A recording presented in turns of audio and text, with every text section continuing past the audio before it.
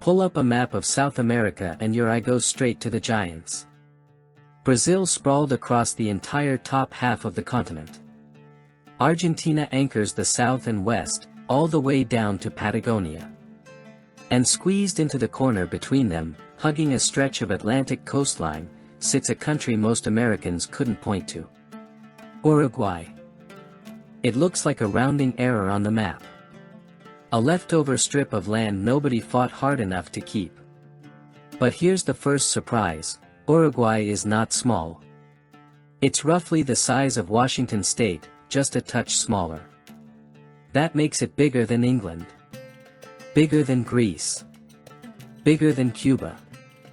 It has some of the most fertile farmland on the planet, a mild climate with no hurricanes and no real winters to speak of, and hundreds of miles of Atlantic beaches most of the world has never heard of. By any normal logic, a country like that should be packed with people. It isn't. Uruguay's population sits at around 3.4 million, fewer people than live in the city of Los Angeles alone. And close to half of them are stacked into one place, the capital, Montevideo. Everywhere else, the grasslands, the coastline, the farmland, is close to empty. So what happened here? Why does a country with this much going for it have almost nobody living in it? And why have American retirees started quietly slipping into the parts of Uruguay that the rest of the world keeps ignoring? Uruguay is tucked into the southeastern corner of South America, wedged between two much larger neighbors, Brazil to the north and east, Argentina across the Rio de la Plata to the west. To the south and east, it's all Atlantic coastline, more than 400 miles of it. There's no jungle here, no mountain range, no desert. Uruguay is almost entirely rolling grassland, gentle, green, and flat enough that you could walk for 100 miles without climbing a real hill. The soil is some of the best cattle and crop land on Earth. The climate is temperate, closer to the Carolinas than to the tropics most people picture when they think South America. And yet, spread across all of that, you get just 3.4 million people. For comparison, Brazil has over 200 million. Argentina has more than 45 million. Uruguay's population density comes out to under 20 people per square kilometer, one of the lowest in South America. That's the puzzle sitting right there on the map. Good land, good weather, almost nobody on it. To understand why, you have to go back to how this country was born. Uruguay didn't come into existence the way most countries did, through a single clean fight for independence. It came into existence as a compromise. Back in the colonial era, Spain and Portugal fought over this stretch of coastline for decades, because sitting right where Montevideo is today was one of the best natural harbors on the entire continent. Whoever controlled that harbor controlled trade on the Rio de la Plata. After independence movements swept the region in the early 1800s, both newly independent Argentina and the Empire of Brazil tried to claim the territory for themselves. Brazil occupied it outright in the 1820s. That didn't sit well with the locals. In 1825, a small band of revolutionaries, Uruguayan history still calls them the 33 Immortals, crossed the river from Argentina and touched off a war between Brazil and Argentina that dragged on for nearly 3 years. Neither side could actually win it. Britain, which had a lot of money riding on trade through that harbor, stepped in to broker peace. The result, signed in 1828, was the Treaty of Montevideo. Uruguay would become an independent country, not because either Brazil or Argentina wanted it to, but because neither of them could stand to see the other one have it. Uruguay was built, from day one, as a buffer state. This wasn't a country that grew organically outward from a dozen different settlements. It was a country built around a single strategic harbor, and everything else developed around defending and supplying that harbor. So when the big wave of European immigration hit in the late 1800s and early 1900s, Spanish, Italian, and smaller numbers of French and German settlers pouring into Uruguay, they didn't spread out to found farming towns across the interior the way immigrants did in the American Midwest. They stayed exactly where the ships dropped them off. Montevideo had the jobs, the factories, the port, the university, the banks. The interior had grass, cattle, and not much else in the way of opportunity. That pattern never reversed. It just kept compounding. More people in Montevideo meant more services, more hospitals, more reasons to stay in Montevideo, which pulled in still more people. Today, the city of Montevideo alone holds close to 40% of the entire country's population. Once you include the surrounding metro area, the suburbs and satellite towns spilling into the neighboring departments of Canelones and San Jose, you're looking at more than half of all Uruguayans living in a single urban footprint. One metro area. More than half the country. Everything else, the other 5/6 of Uruguay's landmass, is left holding well under half the population. So what's actually happening out there in that other 5/6? Drive out of Montevideo in any direction and the geography gives you no excuse for emptiness. No mountains blocking settlement. No swamp, no desert, no jungle. Just flat, fertile, walkable land, mile after mile after mile. From the earliest days of Spanish and Portuguese settlement, Uruguay's interior was turned into one enormous ranching operation. The natural grassland was, and still is, close to perfect for raising cattle at scale, and open-range cattle ranching needs a lot of land and remarkably few people. A single estancia, the traditional Uruguayan cattle ranch, can cover tens of thousands of acres and run on a small handful of workers. There was never a need for the dense little farming towns and market centers you'd find scattered across, say, rural Iowa or Nebraska. You don't need a town every 10 miles when one rancher and a few hired hands can manage an area the size of a small American county. The scale of it today is almost hard to picture. Uruguay is home to roughly 11.7 million cattle, against a human population of 3.4 million. That works out to more than 3 cows for every single person in the country, one of the highest ratios anywhere on Earth. Geographers actually have a name for landscapes like this, a green desert. Wildly productive, and almost entirely empty of people. There's a newer wrinkle to this story, though. Over the last 2 decades, the interior has picked up a second industry, forestry. Vast eucalyptus plantations now feed pulp mills built by companies like the Finnish giant UPM, and in 2024, wood pulp actually overtook beef as Uruguay's single largest export. It brought real jobs and real infrastructure, roads, rail lines, port upgrades, into departments that had seen almost no investment in a century. It isn't reversing the emptiness. But it's the first real sign that the interior isn't frozen in time. Why the population stopped growing. Land use only explains part of the story, though. The other part is that Uruguay simply stopped growing its population the way its neighbors did. Around the turn of the 20th century, under a reformist president named José Batlle y Ordóñez, Uruguay did something almost nobody else in Latin America was doing at the time. It legalized divorce in 1907, well ahead of most of the world, let alone the region. It stripped religious instruction out of public schools a couple of years later. By 1917, it had written a full separation of church and state into its constitution. It built one of the first real welfare states in the hemisphere, with an 8-hour workday as early as 1915 and broad access to public education and healthcare. One consequence of all that modernization, Uruguayan families started having fewer children far earlier than the rest of Latin America. While Brazil and Argentina were still in the middle of population booms well into the 20th century, Uruguay had already gone through its demographic transition by the 1920s. Today, Uruguay has one of the lowest birth rates anywhere in the Western Hemisphere, and its population pyramid looks a lot less like a typical Latin American country and more like Germany or Japan, top-heavy with older adults, thin at the base. Then there's emigration, which has been steadily draining Uruguay for a century. Every time the country has gone through a serious crisis, the political turmoil of the 1970s, the 1982 debt crisis, the brutal 2002 banking collapse, a wave of young, educated Uruguayans packed up and left, mostly for Argentina, Spain, and the United States. Today, researchers estimate the Uruguayan diaspora at somewhere around 600,000 people. In a country of 3.4 million, that means roughly 1 out of every 6 Uruguayans alive today lives outside Uruguay. Here's where the story turns, though.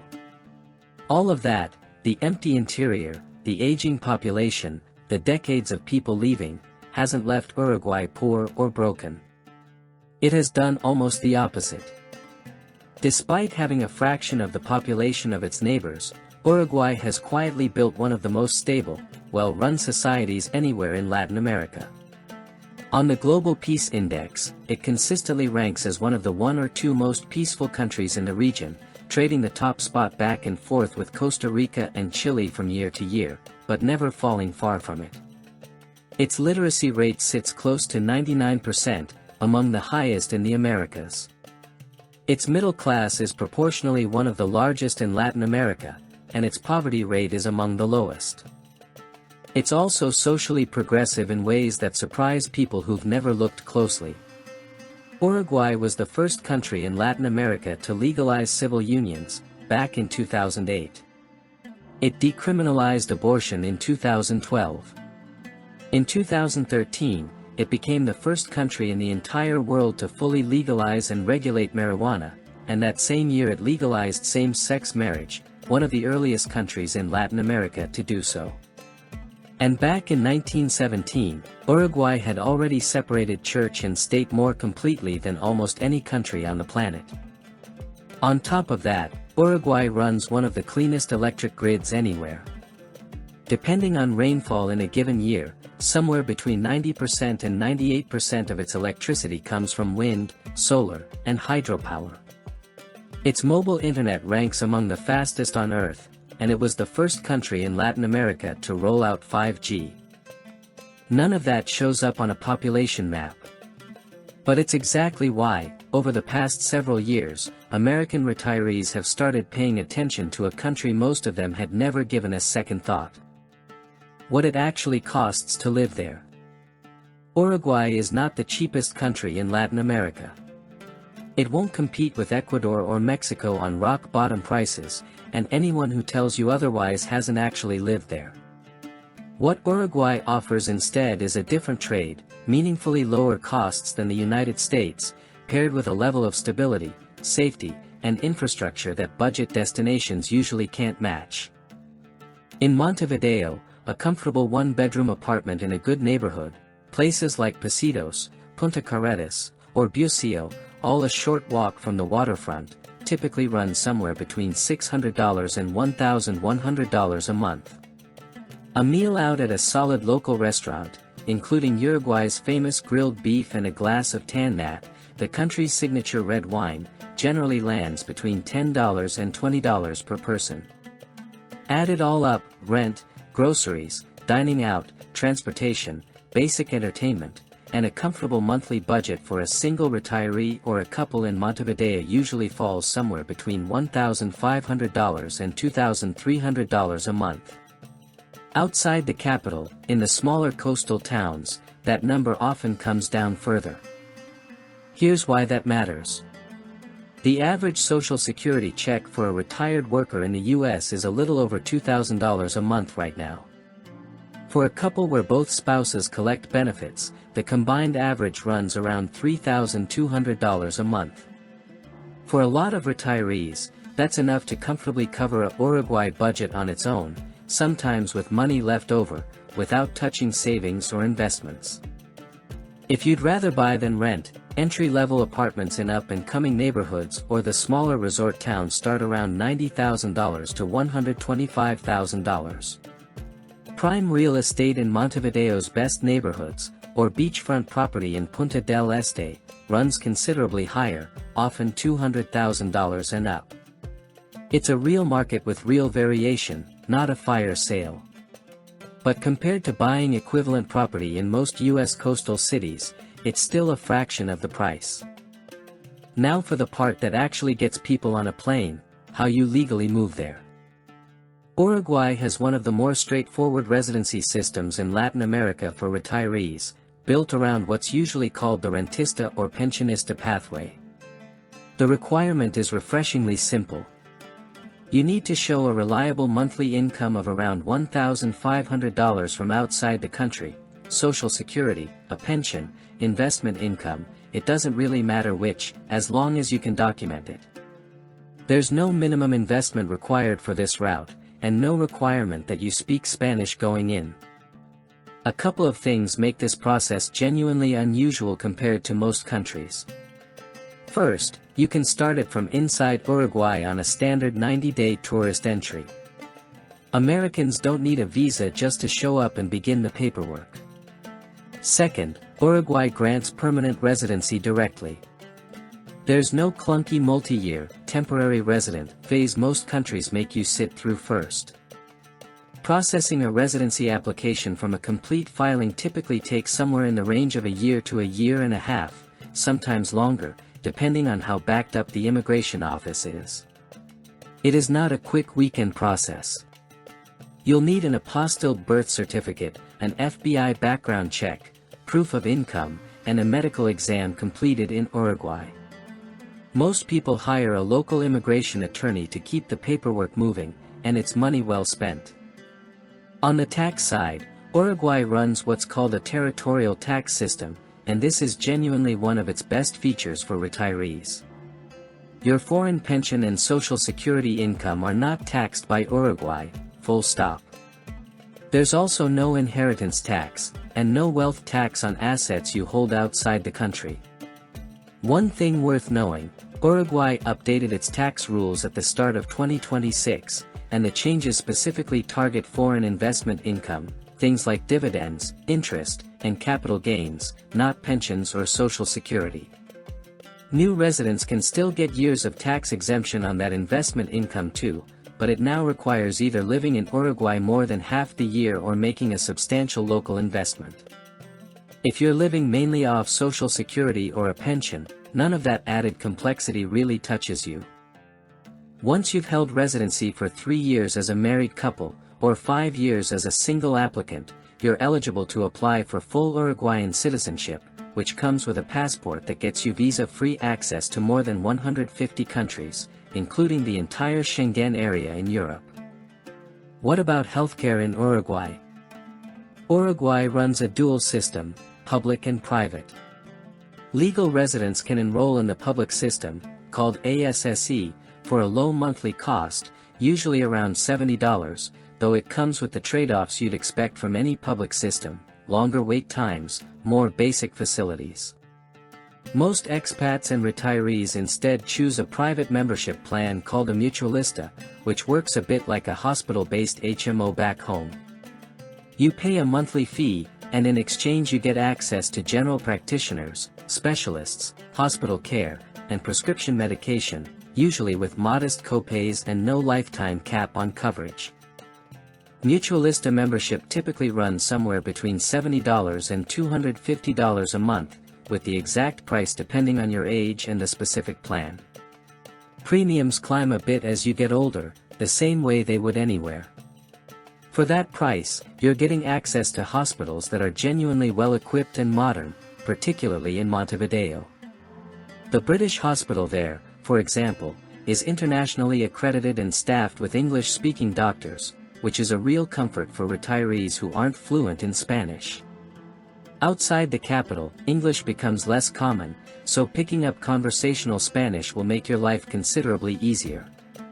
But in an emergency, care is available everywhere, and the national emergency number, 911, works exactly the way it does at home. Compare any of this to US healthcare costs, and the gap is enormous. A comprehensive private health plan for well under $200 a month, with no deductible standing between you and a doctor's visit, simply isn't something most Americans have access to at home, retired or not. How safe is it?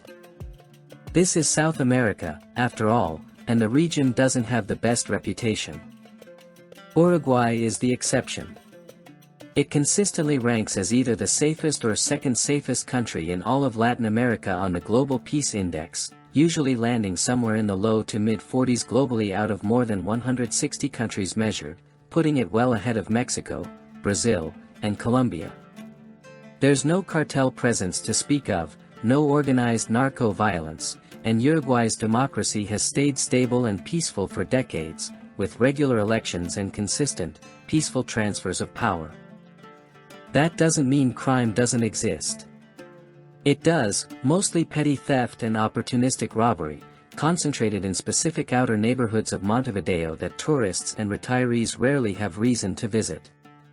The areas expats actually live in, Pocitos, Punta Carretas, and Carrasco in Montevideo, plus Punta del Este and Colonia del Sacramento along the coast, are considered very safe by any standard, and plenty of retirees describe walking home at night they're feeling more at ease than they did in their own American hometowns. The honest advice is the same advice you'd follow in any city: know your neighborhood, don't flash valuables, and use common sense after dark. That's a far cry from the security concerns that scare people away from other parts of Latin America. Beyond the numbers, there's a reason retirees who move to Uruguay tend to stay. It's the pace. Uruguayan life runs on a rhythm most Americans have half forgotten exists. Lunch stretches for 2 hours, not 20 minutes. Evenings mean a walk along the Rambla, the long waterfront promenade that runs for miles along Montevideo's coast, followed by an asado, the Uruguayan barbecue tradition that turns a Sunday afternoon into a genuine social event. Uruguayans take real pride in their beef, and rightly so. It's grass-fed, it's everywhere, and a full dinner with wine at a solid local restaurant rarely runs more than $15 or $20 a person. Pair it with a glass of Tannat, and you've got one of the most underrated food and wine cultures in South America. Montevideo itself has real depth to it: theaters, live music, a strong university culture, and museums that punch above what you'd expect from a capital this size. But retirees don't have to live in the capital at all. Punta del Este, Uruguay's glamorous beach resort town, has spent the last several years transforming from a summer-only playground into a genuine year-round international community, drawing wealthy South Americans and a growing number of Americans alike. Colonia del Sacramento, a UNESCO World Heritage colonial town with cobblestone streets and Portuguese-era architecture, sits about an hour to 90 minutes by ferry from Buenos Aires, close enough for weekend trips across the river, quiet enough to feel like a different century. And along the Atlantic coast, smaller towns like La Paloma and Punta del Diablo offer beach living at a fraction of Punta del Este's prices, for retirees who want quiet over glamour. What ties it together is the people.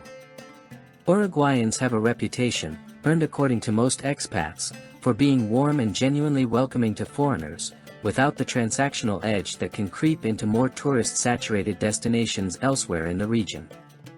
Combine that with the fact that most retirees can get by on English in the neighborhoods where they settle, and Uruguay ends up feeling less like moving abroad, and more like finding a quieter, slower version of home.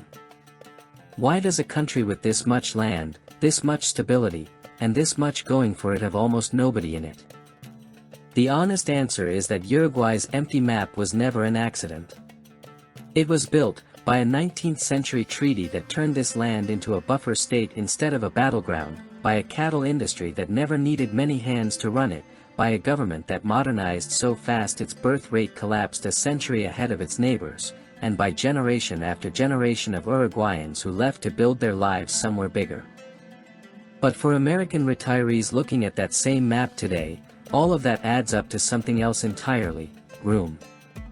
Room on the coast, room in the countryside, room in a country that already has the safety, the healthcare, and the political stability that most retirement destinations spend decades trying to build.